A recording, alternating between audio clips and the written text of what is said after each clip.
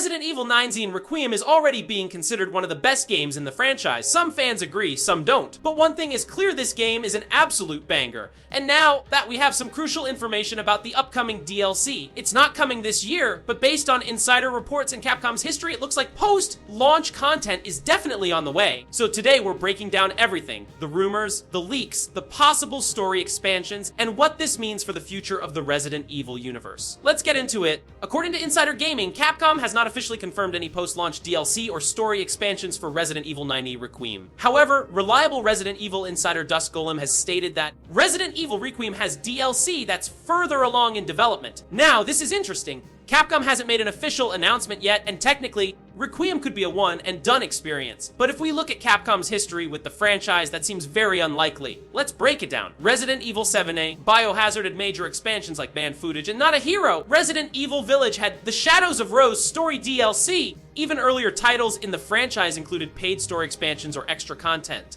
So for Capcom to suddenly stop doing DLC for one of their biggest entries, that would be surprising. Dusk Golem also mentioned something very important. Resident Evil 9 reportedly went through multiple development delays. The project, originally titled Apocalypse, was targeting 2023. Then it shifted to Requiem, aiming for 2025. Now the current timeline suggests 2026 during development planning. If that's true, it explains a lot. When a game goes through delays, content sometimes gets shifted around. Features originally planned for the base game can become DLC instead. That could explain why the DLC is reportedly further along. It might have originally been part of the main story. And that leads us to the biggest question now. Let's talk about the character that has everyone confused. Zeno. When players first saw him, many immediately thought, is that Albert Wesker? Is he a clone? Is Wesker somehow still alive, or is this another Wesker child situation? Some fans even joke that he's a discount version of Albert Wesker, but there's clearly more going on here. To understand this, we need to look back at Spencer's research. In Resident Evil lore, Oswald E. Spencer conducted extensive research on the T virus and human evolution. One of the documents references a theory about using the T virus to control memory and willpower. It states in rare instances, repeated mutation of the T virus can trigger abnormal reactions, leading to changes in the subject's blood. Now this is key, because Zeno displays several traits that are almost identical to Albert Wesker. Superhuman speed, incredible strength, regenerative abilities, but there are differences. Zeno smokes something Wesker never did. Zeno seems infected with the T virus, but he isn't struggling. Meanwhile, Leon appears to be suffering from infection effects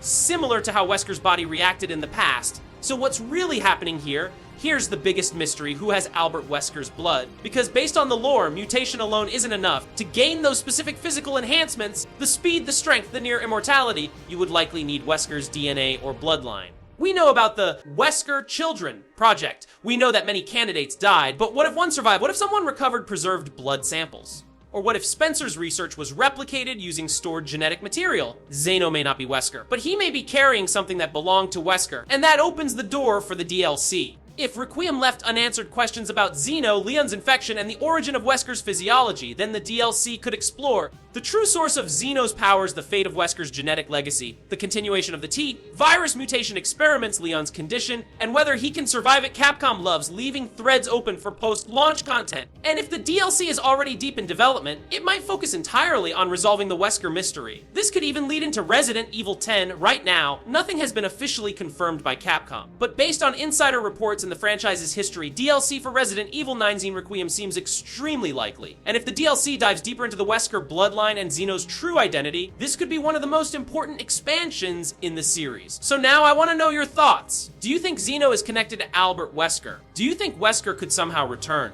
Or is this just a new evolution of the T virus experiments? Let me know in the comments below. And if you enjoyed this breakdown, make sure you subscribe for more Resident Evil news, updates, and deep analysis. Thanks for watching, and I'll see you in the next video.